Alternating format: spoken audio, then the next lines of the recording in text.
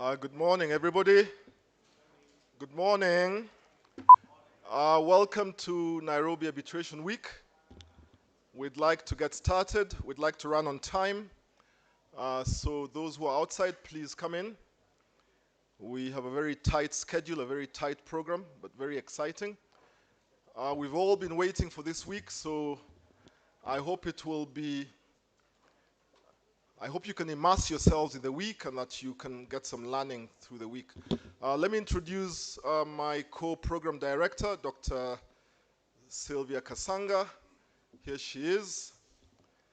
We will be running you through this week together, trying to work in collaboration.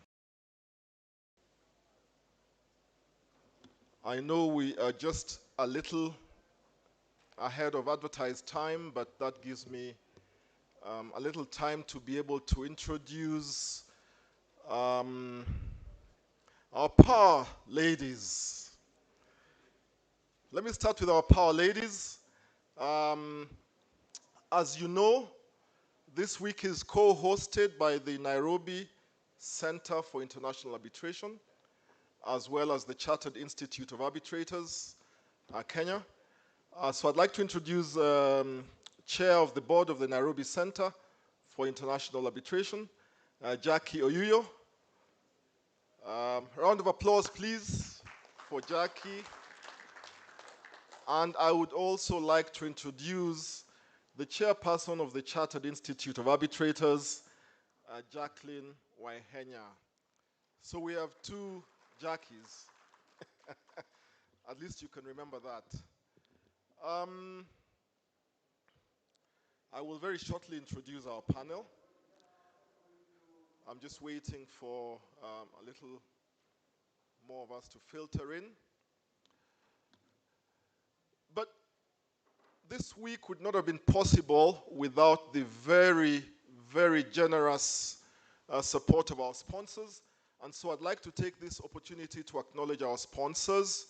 Our gold sponsor, as you know, is Bowman's. I would like to, is there anyone from Bowman's here this morning? Not yet. Ah, thank you very much. But not from Nairobi. Doesn't matter. Doesn't matter. I'd also like to acknowledge Baker McKenzie. Anyone from Baker McKenzie? So we can thank you, we can acknowledge you. Not yet. Still on the private jet. Safaricom. I'm sure you're all powered by Safaricom, your digital devices. When they're here, we will acknowledge them. The Two Rivers International Financial Center is another of our bronze sponsors. G&A Advocates, LLP. Anyone from G&A as yet? Not yet. I know that there's representation from White & Case. White & Case, thank you very much. Always, always supporting us. Very generous. Thank you very much. We truly appreciate you. Mohammed Wigai. I'm sure they will be in shortly. Kobri and Kim. DRD Partnership. Thank you very much, and welcome to Nairobi. Thank you very much. RPC, I don't see Shai as yet, but he will be in shortly, I'm sure. And MAN Advocates, our friends from Oraro and Company. Thank you, Zara. Thank you very much. And Karibu Sana. So we will try and get started as so we don't lose any time.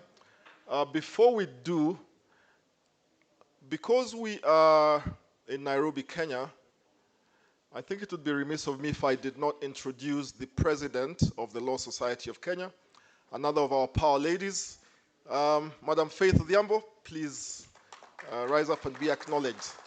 Thank you very much. I sense a seismic shift in the power dynamics.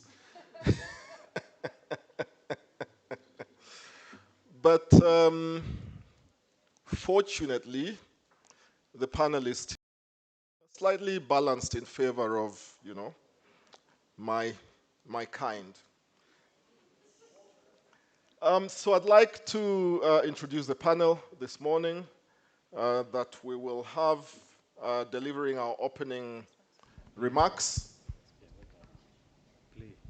And before we do that, I'm reminded that it is our responsibility to play the national anthem. I beg your pardon. Can we all rise, please, for the national anthem?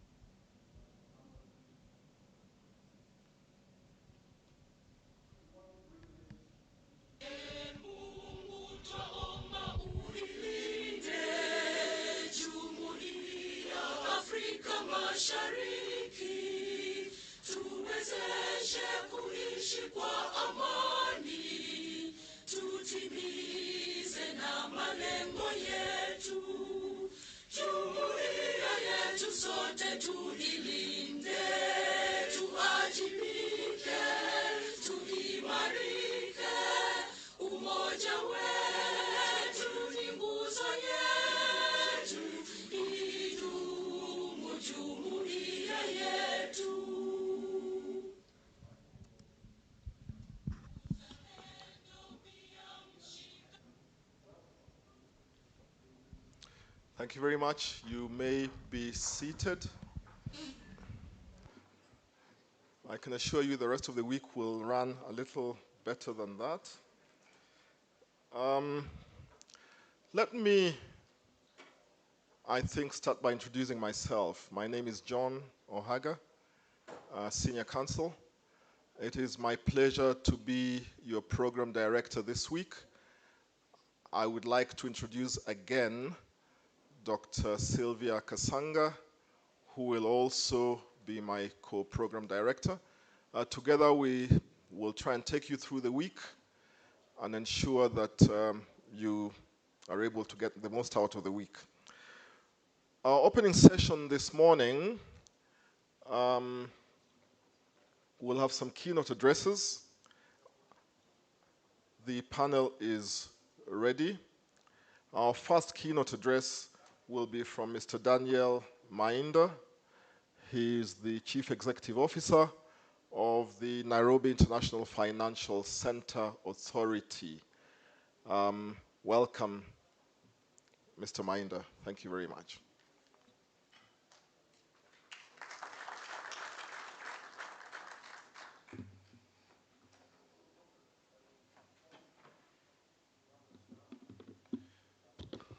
Good morning, ladies and gentlemen. Good morning once again. It's a pleasure to be here for the NCIA week. As introduced, I'm Daniel Mainda, CEO of Nairobi International Financial Center Authority. Honorable SG, Chairperson, Board members, NCIA, distinguished guests, ladies and gentlemen. It is a great pleasure to join you this year for Nairobi Arbitration Week as we explore sustainability and the role of financial centers like the NIFC in advancing this critical agenda that we're going to look at this week. The opportunities before us today are a reflection of years of vision, planning, commitment to positioning Kenya as a global investment hub. 16 years ago, the government of Kenya developed the National Vision 2030 project as a blueprint for the transformation of our nation into a middle-income economy by 2030. And it was built on three key pillars: social pillar, political pillar, and the economic pillar. The establishment of NIFC was driven by Kenya's long-term development vision under the economic pillar of Vision 2030. And our mission is to attract long-term capital and investment, enhance our financial services ecosystem, and position Nairobi as a global competitive financial hub. The NIFC is a new business environment which is intentioned to make it easier to invest and conduct financial services in Kenya and the wider region. We have begun doing this by creating a bespoke framework which will facilitate investment into key high potential sectors. Our framework is centered around enhancing the efficiency and predictability of the Kenyan business environment through targeted and purposeful collaboration with government. Ladies and gentlemen, Kenya is already the economic, commercial, and logistical regional hub for East Africa. Nairobi continues to be a leader in the retail financial services sector. This city hosts 38 banks comprising both local and foreign institutions. We have made significant strides in the financial inclusion, with 84.8% of the population having access to formal financial services as of 2024, up from 83.7% in 2021. Our nation benefits from sound macroeconomic policies that promote growth by providing a secure environment for private sector investors. We have seen more international PE funds, private equity, in that matter, stepping up their focus of investor confidence. Our goal now is to raise the profile of Nairobi as the global finance investment radar and create the conditions to scale this growth. The world today is very different to that of 14 years ago, but the case for the NIFC is perhaps even more compelling. We aim to attract large pools of capital in targeted investments in the next year. And to achieve this target, we have prioritized four key areas: green finance, fintech, investment funds, and creating conditions for multinationals and holding companies to make Nairobi the regional headquarters. Our target as the NIFC is to bring in investments worth about $2 billion by 2028.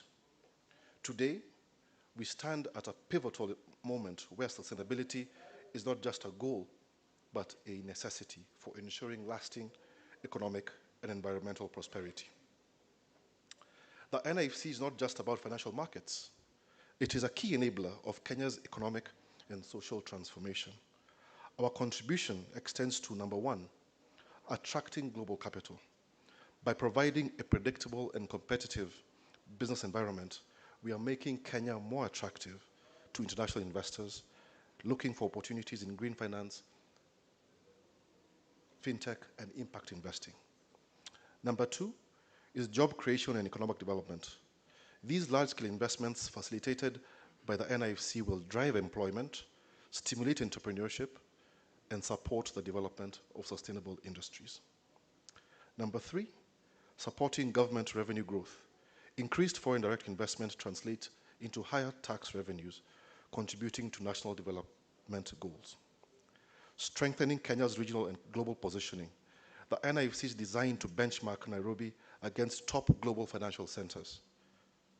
Our partnership with the UN-convened Financial Centers for Sustainability, FC4S, highlights our commitment to sustainability in line with other major financial centers across the globe. Ladies and gentlemen, as we look ahead, we see a future where Nairobi is not only a leading financial center, but also the premier hub for sustainable finance in Africa. Companies such as Prudential PLC, which relocated its Africa headquarters to Nairobi through the NIFC, are testaments to the confidence investors have in Kenya's financial ecosystem. Sustainability is not an isolated effort. It is a collective responsibility. The financial sector, investors, businesses, and policymakers must work together to create an ecosystem that prioritizes long-term sustainable growth. We invite you to join us in this journey of transformation. The Nairobi International Financial Center is ready to partner and is happy to be with the NCIA this week, to partner, to innovate, and to lead the charge in making Kenya the continent's green finance capital. With those few remarks, ladies and gentlemen, those are our keynotes. That's our speech from NIFC, represented by the National Treasury. Thank you very much.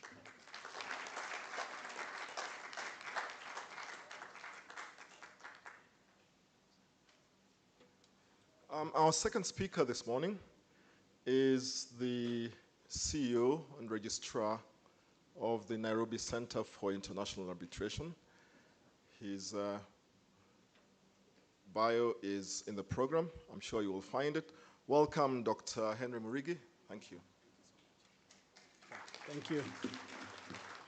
Thank you, Senior Counsel. Good morning, Honorable SG, the Board Chair of Nairobi Center for International Arbitration, Chair for Chartered Institute of Arbitrators, distinguished ladies and gentlemen, good morning. I will be very brief with my remarks for two reasons. One, my chair is here and she will be giving an elaborate speech. And secondly, with the permission of the moderator, I would be asking the president of the Law Society to make some few remarks after I'm done. So it gives me great joy to welcome you to the second Nairobi Arbitration Week 2025. That is hosted by the Nairobi Center for International Arbitration. The Nairobi Arbitration Week is a significant event in the global dispute resolution landscape, which underscores Kenya's growing prominence as a hub for arbitration in Africa and beyond. On behalf of NCIA Secretariat, I wish to convey our sincere welcome to all of you.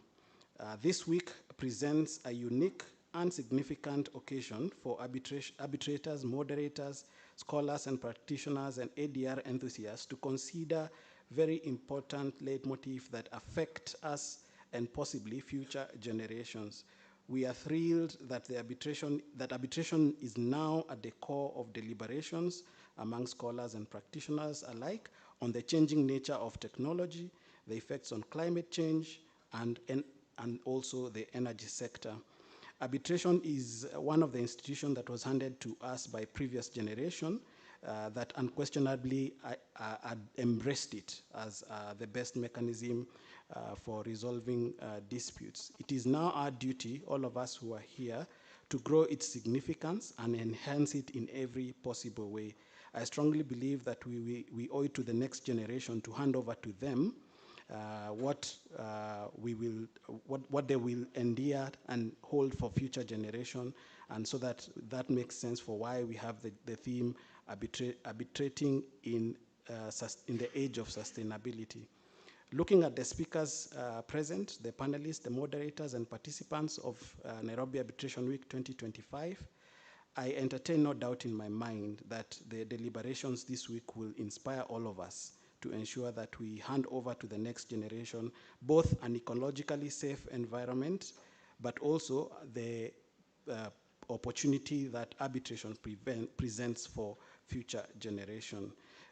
So the chair is here, she's going to make her remarks, but I want to thank her very much together with the board for putting this together, and I also want to thank the Secretariat for helping us, and I want to thank all of you for coming. And it is now my duty to request, with the permission of the moderator, and he nods in agreement, to invite the LSK President, Madam Faith Odhiambo, to come and make some few remarks. Thank you very much.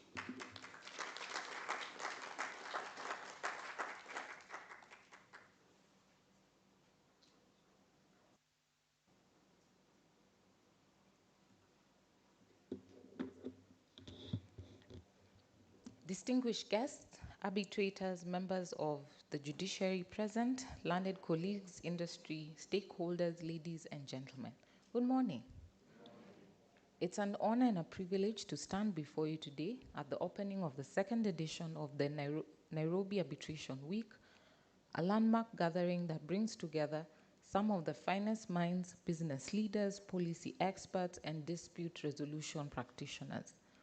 This week, we embark in a journey of discourse, innovation, and engagement, all centered around a theme that could not be more timelier: arbitrating in the age of sustainability. The world is changing, and with change comes complexity. The traditional court system, while indispensable, is often slow, expensive, and subject to bureaucratic inefficiencies. Arbitration has become the preferred mode of dispute resolution in many sectors, especially in the fields of energy, infrastructure, finance, international trade, and commercial contracts. Today, arbitration is not just an alternative to litigation, it's a fundamental pillar for our legal ecosystem. While we celebrate the milestones that we continue to embrace, having even reviewed our laws, we must also recognize that arbitration landscape is evolving, and with it our responsibilities as legal professionals and institutional stakeholders. In recent years, the world has undergone seismic shifts in law, commerce, and geopolitics. Arbitration as a preferred mode of dispute resolution has not been immune to these changes. We now live in a time where clients and businesses do not merely seek efficiency and cost effectiveness, they demand ethical and sustainable practices in dispute resolution. Sustainability is no longer an aspiration, it is an imperative. As Lord Neuberger, former President of the UK Supreme Court, aptly puts it, the real strength of arbitration is that it's up to the needs of the parties and the demands of justice in an ever-changing world. This adaptability is precisely why we're gathered here today, to explore how arbitration can continue to serve justice while embracing sustainability. As the Law Society of Kenya, our mandate extends beyond representing legal practitioners. We are the custodians of professional ethics, rule of law, and best practices, even in dispute resolution. And I say that with confidence because these are all my members. This means that we have a critical role to play in shaping arbitration policies, advocating for sustainable dispute resolution mechanisms, and ensuring that our members are equipped with the necessary skills to navigate emerging challenges. But also, let's be honest, some of our colleagues still approach arbitration with the suspicion of a cat watching a dog parade. Some lawyers ask, why should I promote arbitration when litigation has fed my family for years? Well, our response is simple. Sustainability is about the future, not the past. And the legal profession must evolve or risk being left behind. Because the reality is, as many things are changing in the world, we seem to keep noticing the way a lot of things that advocates used to do, particularly even in our own legal system, that was a premise of only advocates, are slowly being lost to technology. And so if we do not evolve, because even technology needs the human touch, we still need to be there to arbitrate the disputes, the challenges that arise. That's where we continue to be effective, even with the new changes that come up. And so we hope that as individual practitioners, we too carry immense responsibility. Arbitration is not just about resolving disputes, it's about resolving them in a manner that does not deplete resources, abuse human rights, or contradict environmental, social, and governance principles. It is therefore incumbent upon us, whether as counsel, arbitrators, or institutional leaders, to integrate sustainability in our practice. I see today we have gone paperless. I congratulate you.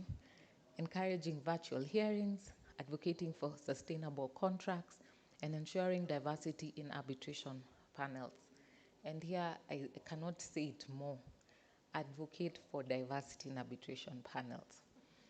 As Kofi Annan once remarked, a society that cuts itself off from its youth surveys its lifetime. I also challenge us to make arbitration more accessible and inclusive practice, one that is not just for seasoned, silk-adorned legal minds, but also for the young, ambitious practitioners who bring fresh ideas and perspectives. As we speak about sustainability, many instinctively think of climate change and environmental conservation. While these are critical, sustainability in arbitration extends beyond the ecological realm. It must also encompass ethical practice and professional integrity. Sadly, in many parts of the world, arbitration is still plagued by issues of bias, excessive costs, lack of transparency, and forum shopping. And we must strive for a system where arbitration remains credible, impartial, and accessible. As legal practitioners, we must embrace the Hippocratic oath of law: first, do no harm. If arbitration is to remain a viable alternative to litigation, then integrity must be at its core. I would be remiss if I do not acknowledge the judiciary, and I hope other bar associations are present, whose roles are instrumental in shaping the future of arbitration. The courts play a pivotal role in supporting and enforcing arbitral awards while maintaining judicial restraint in unnecessary intervention. I commend the judiciary's growing respect for arbitration and its efforts to support alternative dispute resolution mechanisms. As the Law Society of Kenya, we pledge to continue collaborating with NCIA, the Chartered Institute, and Judiciary to ensure that Kenya remains a globally competitive arbitration hub. I want to wrap it up. In the words of Mahatma Gandhi, the best way to find yourself is to lose yourself to the service of others. In the same spirit, let us devote our time, expertise, and energy towards making arbitration in Africa not just efficient, but sustainable, just, and inclusive. And I love the goal for $2 billion in Nairobi, and we will support you in that endeavor. Thank you.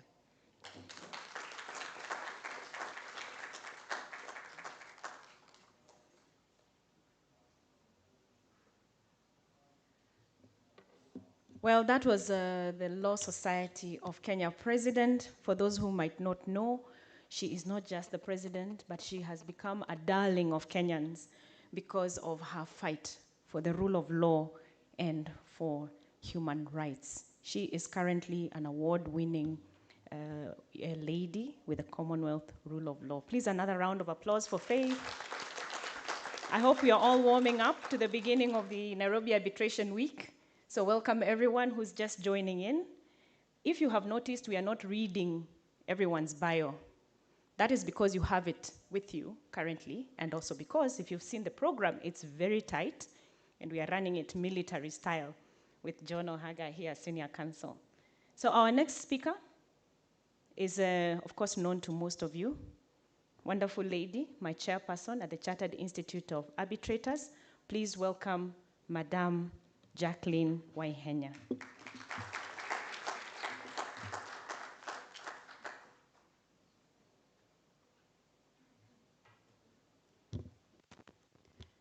Thank you, the Honorable Dr. Sylvia Kasanka. Can you put your hands together for the two program directors? Actually, where I should have started is good morning. Good morning. I want real proof that it is actually a good morning. Good morning. And welcome to Nairobi, for those of you whom it is the first time. Those of you who are visiting us for the second, the third, or like James there, the umpteenth time, we want to welcome you to the capital city of Kenya. And it's a beautiful place to be, and we're looking forward to you enjoying not only the Nairobi Arbitration Week, but Kenya itself. And in keeping with the theme of the Nairobi Arbitration Week, I think I need to point out that this is the seat of the United Nations Environmental Program. So you're right in the right place to be discussing about sustainability. And we live as we believe here in Kenya. We have a national park right next to our skyscrapers. And as you can see, for us, diversity is a living, breathing thing.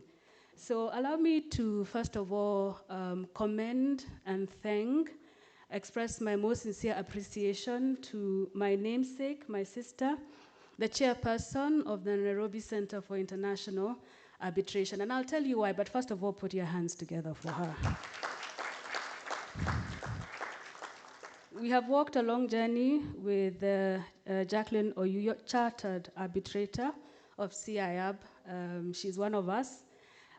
She's the third chartered arbitrator in Kenya. I am the fourth. I think you should clap for us because there are 40 men and only 4 women. But as you can see, we are trying to lay an impact to act as the role models for the younger generation and our younger sisters as well. And the reason why I wanted to express my most sincere appreciation to Jacqueline Oyuyo and the board at NCIA is because this is the first time we are co-hosting the Nairobi Arbitration Week. Thank you so much, Jacqueline Oyuyo. Thank you so much, Nairobi Center for International Arbitration. I know the conference planning committee has been chaired by our member, Kananu. Maybe she can just wave, and we can also acknowledge the good work that she has done to make this a reality. And because we are working in partnership, I want you to look at the person right next to you. Yeah, look at them keenly. And then remember this saying, and this saying is, your net worth is your network. So because we are sitting with the greats in arbitration, I do believe that we need to also express our appreciation to all those who have shown up, everybody who is going to come, make their contributions, make the practice of arbitration better, not only in Nairobi, not only in East Africa, but also in Africa, our continent, and the world. And I think we should take this opportunity to recognize anyone who is not from Kenya. Please just stand up so that we can give you a hearty round of applause. Now, yes, heartier than that. They have come many, many miles to join us, to be with us, to share their expertise, to learn from us, and improve our net worth. Thank you very much. You may be seated. When I think about partnerships, when I think about collaboration, especially when I think about arbitration, I've been feeling this burden to speak about arbitration being a calling. I know we tend to get very technical about dispute resolution. After all, we are lawyers, and for us, a simple brief is about 20 pages, but it's good to simplify things a little bit. And so whenever I've spoken about arbitration, I've given this example. I've been feeling the burden to remind us all, and I ask this question usually. Some of you may have heard it. I'm going to repeat it and request that you give me an answer. Who is the wisest man who ever lived? Who is the wisest man who ever lived? Does anybody have an answer? I've heard Solomon here. Do you agree with that? Yes? Do we agree? I like to feel, call and response. Do we agree that Solomon was the wisest man who ever lived? Yes or no? Yes. And when we say yes, the other question we ask is, what is the example of Solomon's wisdom? I know Senior Counsel knows. He's had me give that example. The example that is given of King Solomon being wise is the story that we find in the Bible of 2 women and a baby, and how he resolved that dispute.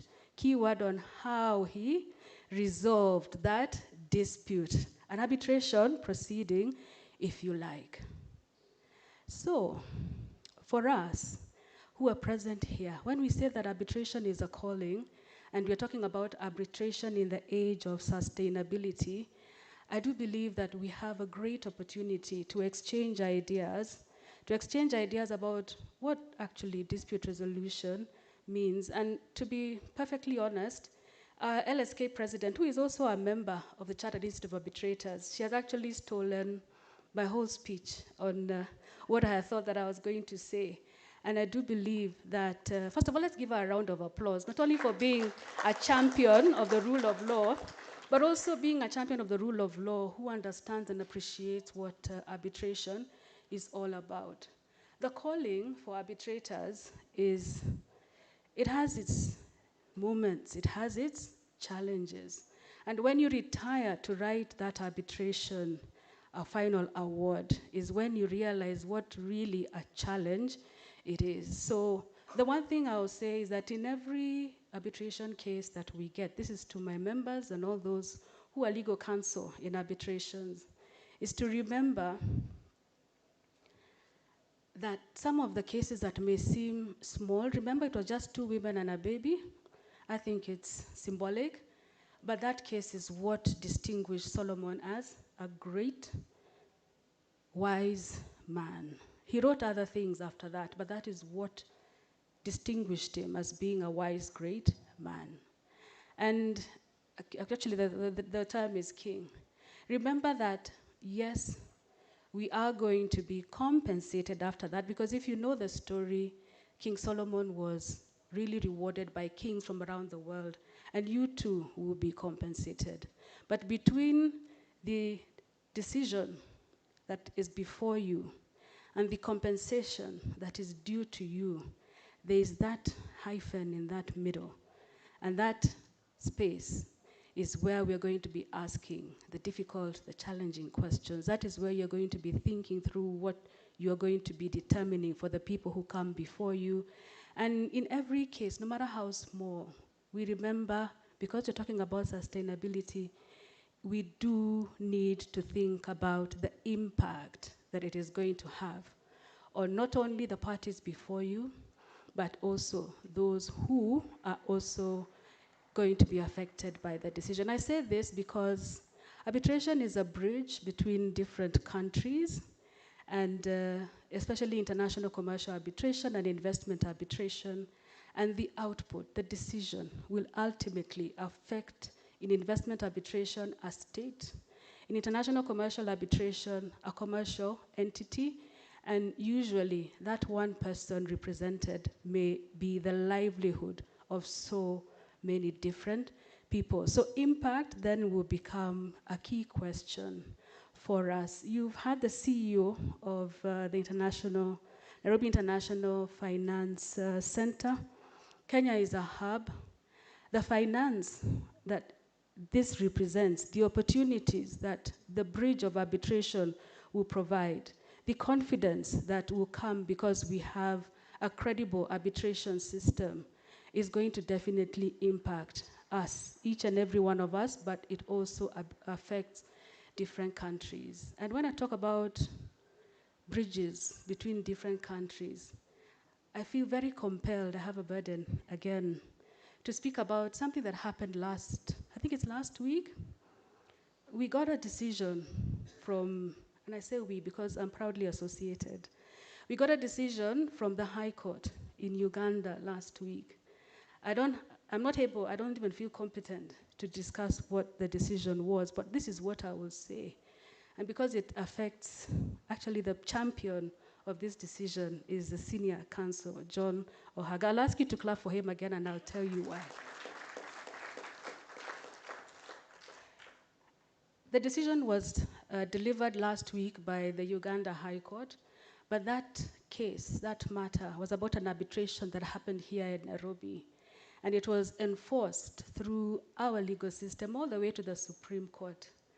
And yet, there was still need to go to our brothers and sisters in Uganda to be able to request the judiciary there to breathe life into arbitration. And what resulted, and I will challenge each and every one of you to read that decision, is really what we have been asking for all this time, a true bridge for international arbitration, a true bridge between two jurisdictions, one that looks at the different nuances of the jurisprudence in Kenya, the nuances in the jurisprudence in Uganda, and also international best practice. Again, please let's clap for Senior Counsel John Ohaga, because it is a real contribution to what we have been discussing theoretically for a really, really long time. Now, those who know me know I can talk, and I can talk indefinitely. What I will want to end with is on the note of sustainability. It doesn't seem like a true cousin to arbitration. In fact, in many ways, it feels like it's something to aspire to. You know, that thing that people talk about when they want to have a feel-good emotional experience. The truth of the matter is, and I think it was the CEO of NCIA who mentioned, our world has become so complex. Very, very complex. And those who practice governance, I'm one of them. The chairperson of NCIA is also another. I can see our guru in environmental law, Professor Kariuki Mwigwa, in the room. I think you should also appreciate him. He has built a practice on environmental law, and he's a champion today of sustainability. But this is what I'm trying to say. With the question of sustainability, it was arguable in 1984 when the Brundtland Commission report came out. And we said, you know, it is an aspiration for us to not only invest today, but make sure that the children of the future are also catered for. And it was very theoretical. And we still have remnants of those who are opposed to this kind of thinking. But the truth of the matter is, the world has grown. I heard somewhere, I don't know whether this statistic is correct, but there are more people alive today than have ever lived before. And they need services, they need goods, they need trade. They need the assurance that when people disagree, they need dispute resolution. And it has been really theoretical in the past. So I just want us to remember, and I said I'm winding up, but I want us to remember that after the Second World War, I beg your pardon, the nations of the world came together. And they came together, and in Article 33 of the United Nations Charter, they provided for dispute resolution mechanisms that were alternative. At the time, they were alternative to war. But as we moved on and things settled down and we became peaceful, we decided that, well, we still need international cooperation, we still need international commerce and trade to happen. So we incorporated arbitration as the key bridge for dispute resolution. We had the New York Convention come into play. There was the Washington Convention that came before that, the ICSID Convention it is called. And after that, we have had a series of the in situ model law coming to update or upgrade or inform how states ought to incorporate arbitration into their countries, and into their countries as an alternative to litigation. And that is what we have been doing. And that is what we have been engaging with. And when we find, and if you look from 1950 to 2050, because there are many studies that on sustainability, they have taken that timeline, we will find that the world has become a very, very complex place. And ladies and gentlemen, in January of this year, I think we all had that speech. We shall drill, drill, drill, and drill some more. So we now have two alternative theoretical premises on the question of sustainability. And it has become very, very real for us. For each and every one in this room, then this represents for us an opportunity to learn about what sustainability means, to learn about what it will, or what factors will feature in arbitration for the years and the days to come. And because we have environmental social governance, I heard the CEO of IFC, he spoke about quite a number of the things that will be emerging in the financial space. Greening, finance, I had technology, we are going to be dealing with that. Moving away from finance also, we'll be talking about energy. We'll be talking about the role of the courts. And I'm sure we'll also really enjoy the activities that are going to take place on Friday. I think we'll have a debate, and I'm quite sure that for each and every one of us, other than the networking opportunity, it will be a learning opportunity. It will be an opportunity for us to put our best foot forward. And I think ultimately, whenever sustainability is part of the issue or the question, it will enable us to make this world a better place. Thank you for the privilege of your time.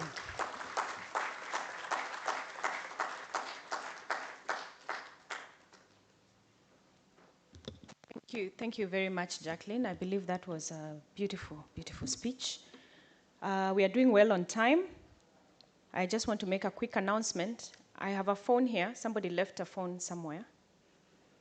So if this is your iPhone, it has beautiful pictures at the front, you have to come to me, and you have to come to me nicely for me to release it. But please do come for your phone. I don't know what to do with an iPhone.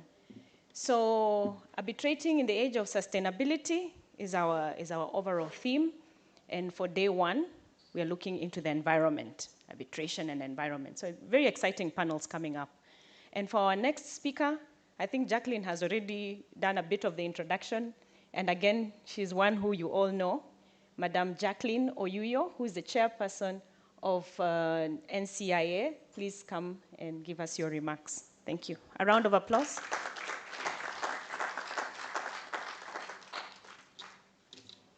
Habari za asubuhi. Hamjambo.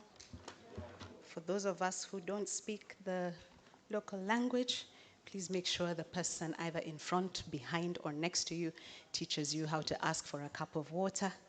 If not, James Holden can teach you. He is an honorary Kenyan. So welcome all to Nairobi. I want to take this opportunity to welcome those of you from other cities in Kenya, from other counties in Kenya, from across the region, across the continent, across the globe.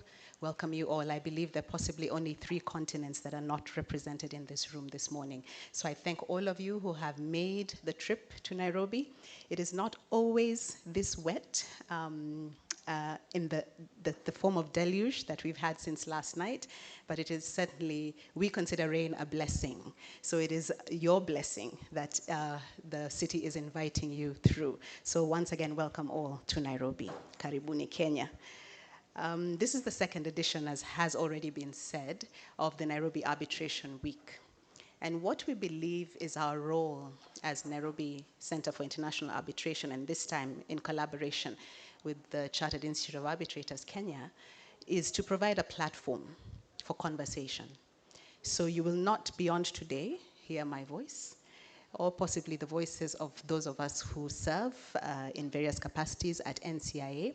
We really want to encourage conversation. Conversation on topical issues, sustained conversations because they're never dynamic, continuing conversations, and if there are any declarations that are going to flow from this week, then we would certainly be happy to declare them the second versions of the Nairobi Declaration. So whatever commitments we have in terms of what we want to share with each other over the next 5 days, very helpful then to continue to engage as delegates, as speakers, as guests, as sponsors also, as scholars in ADR. NCIA's mandate is not just restricted to arbitration. So as much as we fashion this as Nairobi Arbitration Week, there is opportunity always to discuss other forms of dispute resolution. It is not restricted, as I've said, to arbitration. It just happens to be the foremost, if I may say, or the most prevalent dispute resolution mechanism that is alternative to the courts so far. I think mediation is hot on the heels, and I think any center would be remiss not to consider then the growing scope of mediation, including commercial mediation. So once again, welcome. As I emphasize the role of the NCIA and in collaboration with the CIARP, it is really just juxtaposed or perhaps buttressed by the whole African Renaissance. For those of you who are not aware that there is an African Renaissance, welcome. There is a lot of conversation around the populations in Africa across the continent, the youth of that, or the comparative youth of those populations, when we look at different continents, the strength then of that constituency and what it will bring to future commerce and trade. We know that where there's commerce, there are disputes. Where there's trade, there's dispute. So it's really important then to understand what that significant constituency of a younger population means for the future of dispute resolution. I think Jackie has already emphasized the sustainability aspects. And maybe on a light note, I should emphasize of the 4 chartered arbitrators in Kenya, the female chartered arbitrators, 3 have the first name Jackie. So for those of you who are still in the business of naming children, I will leave that sentence open for your consideration. So even as we consider this renaissance, I've mentioned population, but also if you consider the direction that trade and commerce is taking, and I think the CEO of NIFCA has alluded to this in terms of the growth possibilities in this region. But besides that, it is the scope, if you will, or the sectors, if you will, that are growing. The digital economy, financial services. I think here in Kenya, if you've never heard of M-Pesa, even as a guest of Kenya, then you need to be paying attention. That particular solution has just celebrated its 18th birthday. So for 18 years, many of us have stopped carrying cash in our wallets in favor of having money in our mobile wallets. So all these innovations, if you will, there's a large growing creative economy as well. So we are a creative economic hub, a growing economic hub, a growing digital hub. I think you will note that several of the big players in the digital sector have a foothold in Nairobi and certainly on the continent. So very important to pay attention to where commerce is moving. Intra-African trade as well through the AfCFTA, the African Free Continental Trade Agreement, providing opportunities. So time to start paying attention then to the protocols in that agreement, including the protocol on dispute resolution, which favors arbitration as a dispute resolution process, and then party autonomy and efficiency within the AfCFTA dispute resolution process. So a lot to think about even as we consider the landscape, both the physical landscape, but also the trade and commerce landscape in Africa.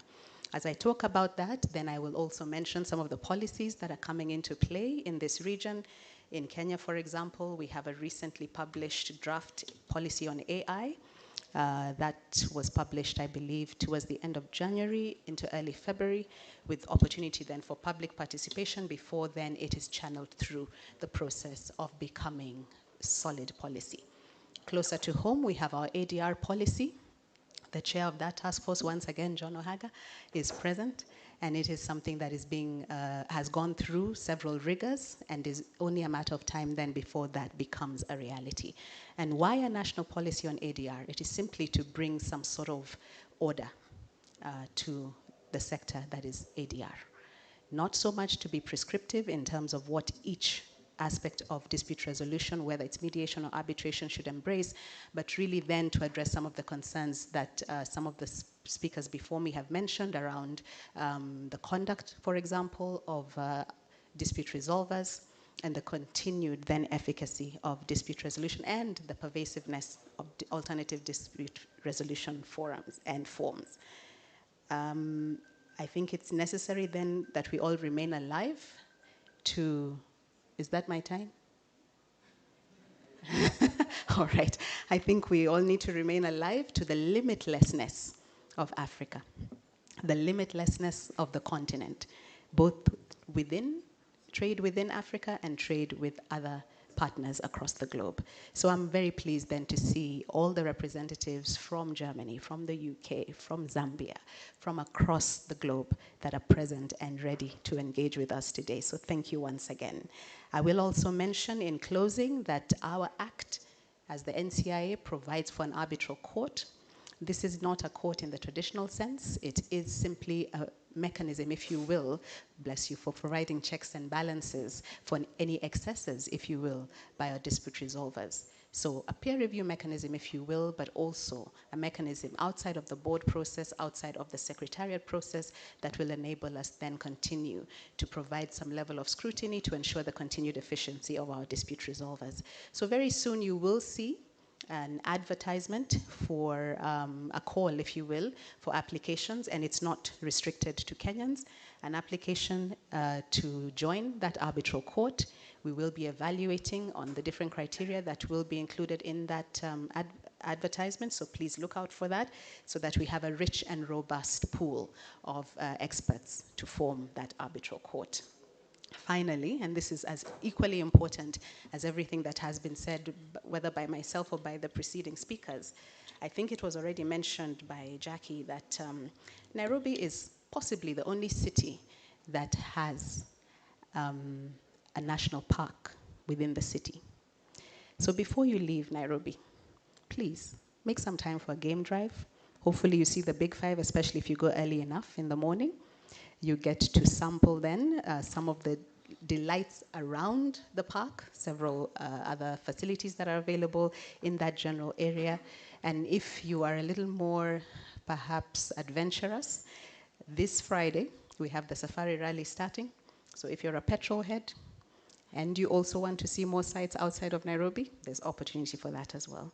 So once again, karibuni Nairobi, karibuni Kenya, and I wish you fruitful deliberations over the next 5 days and beyond. With that, ladies and gentlemen, it is my singular and distinct honor to welcome our keynote speaker of this morning, the Honorable Solicitor General, Shadrach J. Mose, Chief of the Order of the Burning Spear, who is representing the Attorney General who was not able to join us this morning, Dorcas Agiko-Dwor. So, ladies and gentlemen, my learned senior, Shadrach Mose, Solicitor General.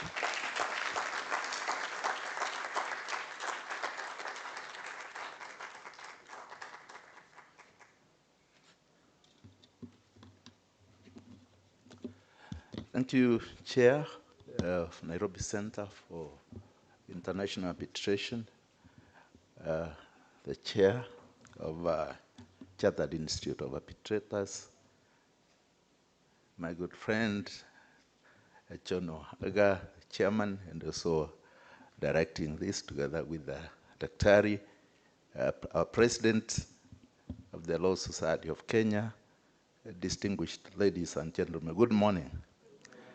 Good morning, just say morning like this. So we should not appear like it's very cold. I can see my brother Kanchama.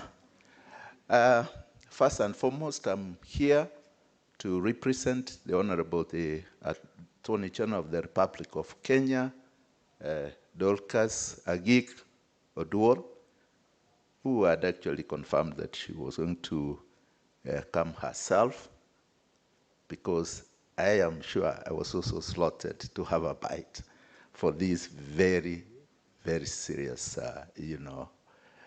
occasion. So you would allow me to just deliver her address, but to just point out, because I can see many of my colleagues, Professor Kariuki Moigwa,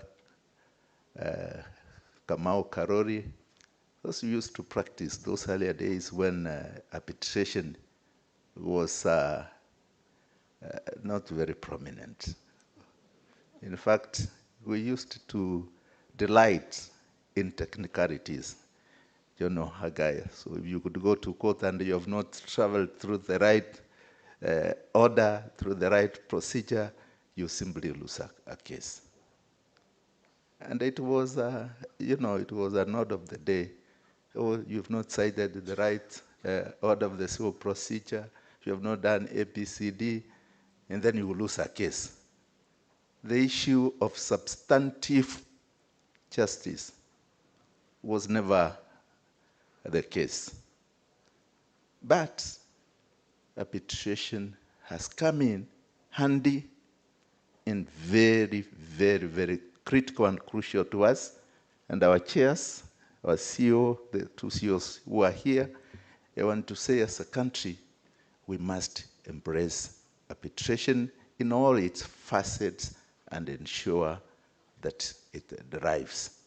Because it's quick, given which mode you choose, it's effective, it's efficient, it's economical, it releases, it ensures that commerce thrives.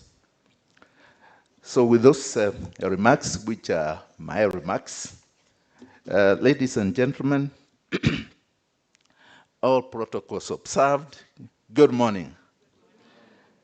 I take this opportunity to welcome all of you to this auspicious occasion and the opening of a great week geared towards exchange of ideas relevant to the growth of the practice of arbitration law and procedure.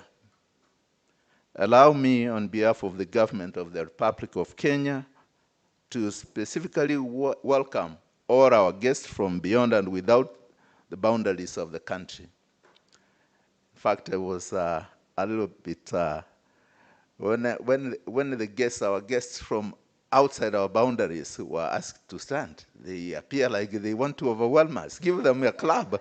And we are indeed thrilled to have you join us, and we look forward to building greater and long-lasting professional relationships with you. The state is foremost use of cross-border and investment dispute settlement. Arbitration has increasingly become more like a mandatory mode of dispute resolution that affects the lives of many ordinary citizens. Therefore, as a country, we are committed to resolve disputes through the various international instruments to which Kenya is a signatory. As a commitment to dispute resolution through arbitration and mediation, Kenya signed the International Convention on Settlement of Investment Disputes on 24th May 1966, and as when called upon, submitted to the jurisdiction of tribunals appointed under the convention in which the state is a party. Further, on 10th February 1989, Kenya ratified the Convention on the Enforcement of Foreign Arbitral Awards, that's the New York Convention, illustrating its commitment to honor the enforcement of foreign arbitral awards. In 1995, Kenya enacted the Arbitration Act based on the UNCITRAL model law on arbitration, and since then the legal landscape has continually been shaped by robust jurisprudence, which emphasizes the limited role of court intervention support for the arbitral process. The Constitution of Kenya 2010, under Article 159(2)(c), promotes alternative forms of dispute resolution, including reconciliation, mediation, arbitration, and traditional dispute resolution mechanism. Indeed, the Kenyan judiciary has facilitated key interventions such as the establishment of a commercial division of the High Court, training and capacity building of judges and other judicial officers in both arbitration and mediation. The Law Society of Kenya has also played a pivotal role in incorporating training on alternative dispute resolution through continuous professional development programs. Our legislature is considering an alternative dispute resolution policy that would be a game changer on the growth of alternative dispute resolution in Kenya. And as you heard our president, this is something that you would add to your stride, to your many accolades. We also are looking forward that this one should be enhanced during your tenure.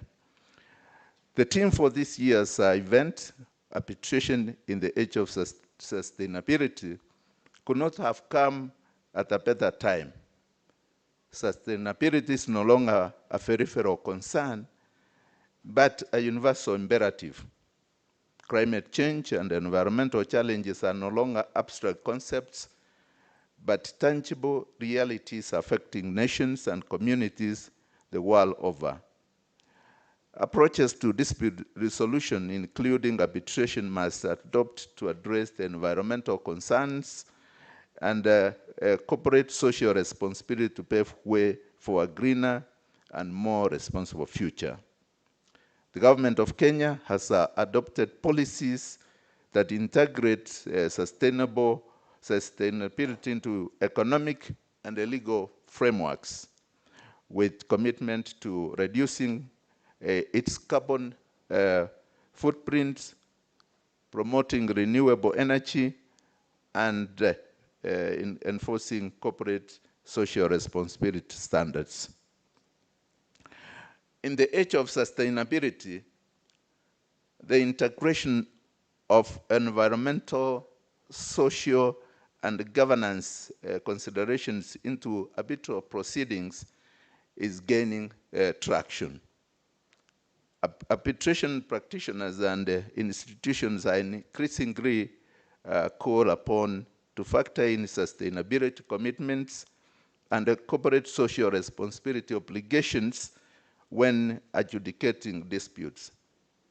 This shift underscores arbitration's role in reinforcing accountability and encouraging compliance with sustainability standards, echoing government-led initiatives that mandate the same reporting for corporations and incentivizes adherence to sustainability practice through policy measures.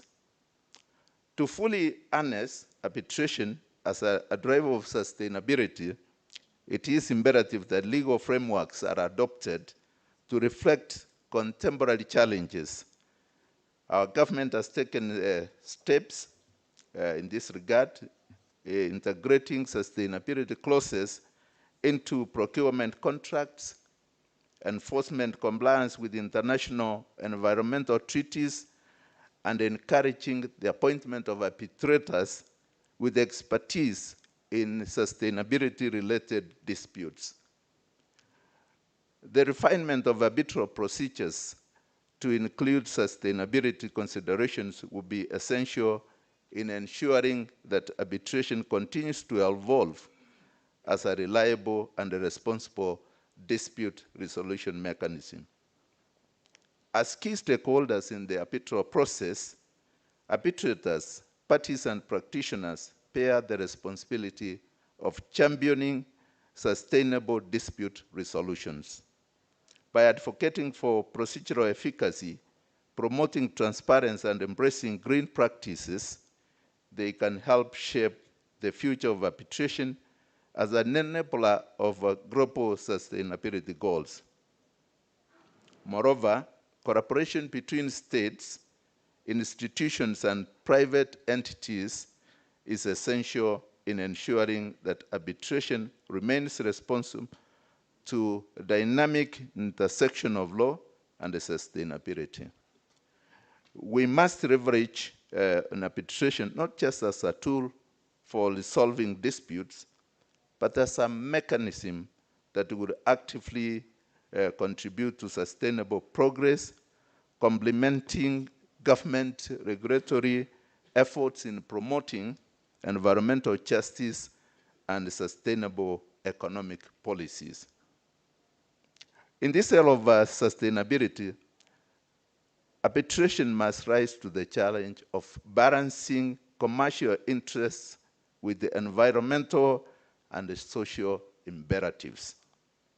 The pursuit of justice is no longer confined to the legal profession correctness, but must also encompass broader considerations of sustainability and ethical responsibility.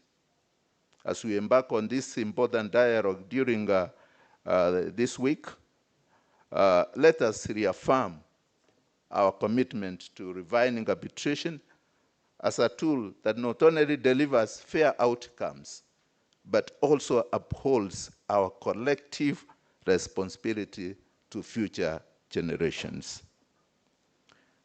As the world faces unprecedented economic transformations, social shifts, environmental challenges, our legal frameworks must also adopt to ensure justice and progress go hand in hand. Arbitration, with its flexibility and efficiency, stands as a critical mechanism in this pursuit. It is imperative that we recognize its evolving role in addressing disputes that involve environmental concerns, corporate social responsibility, and the global commitment to sustainable development. I acknowledge the crucial role that dispute settlement through arbitration plays in our globalized world. It serves as an indispensable tool of resolving disputes efficiently, confidentially, and impartially, while promoting international and social responsibilities. A growing movement towards green arbitration has taken shape, focusing on minimizing the carbon footprint of dispute resolution. We should also endeavor to adopt the new standard practices in form of digital case management, virtual hearings, and paperless filings.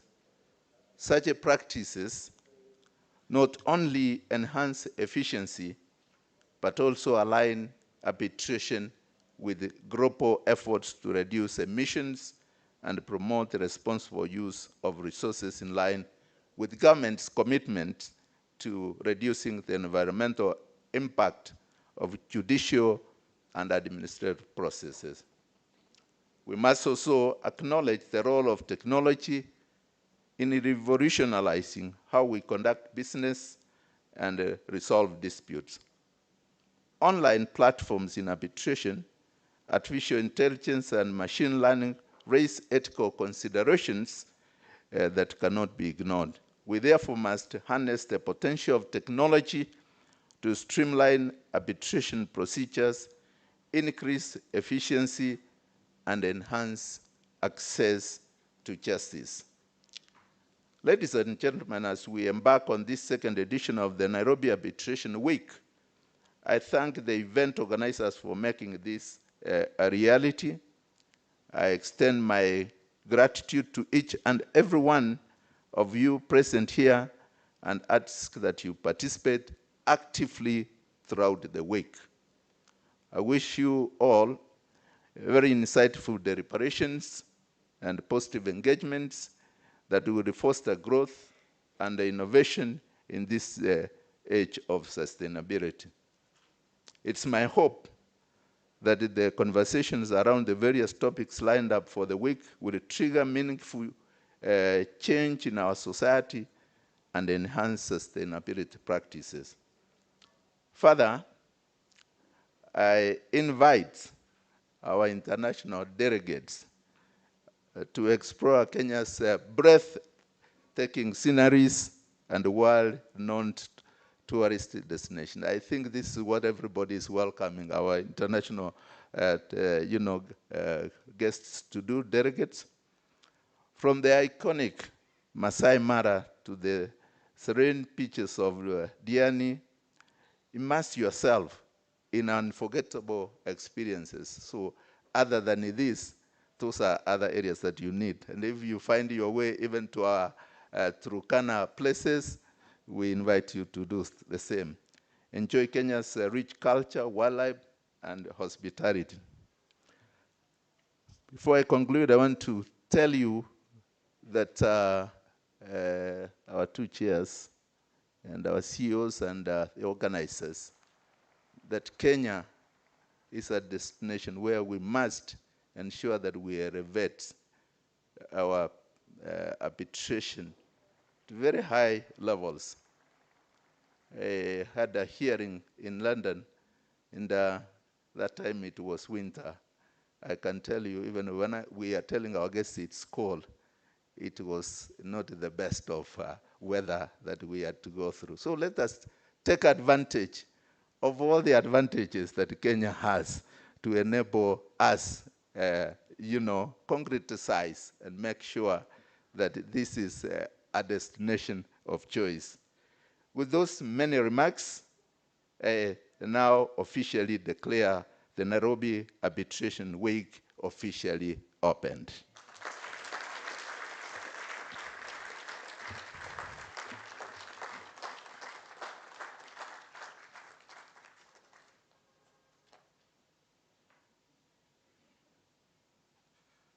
Can we have another resounding round of applause for our guest speakers? Thank you, thank you, thank you, thank you very, very much. We will have a quick photo session with our guest speakers this morning.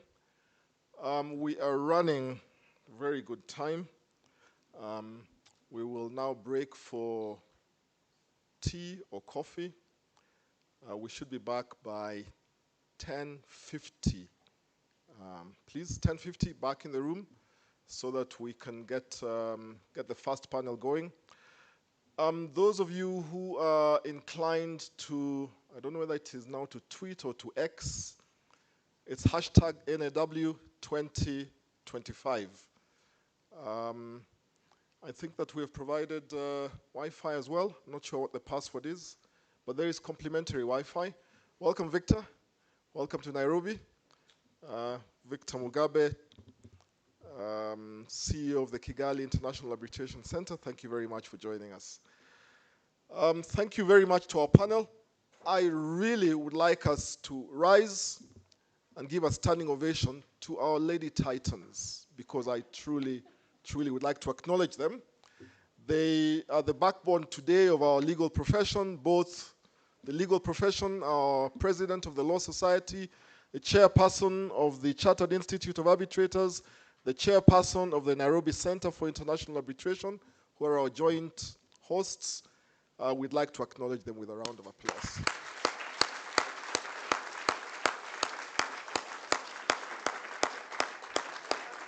Thank you so much for your leadership, and thank you so much for ensuring that diversity is not just a buzzword, that you've broken down the barriers, and that you're now at the helm. Ladies and gentlemen, thank you very much. We will break for a quick cup of coffee while we have a photo session with our speakers this morning. We will see you back here at 10:50 a.m. for the first panel. Thank you very much.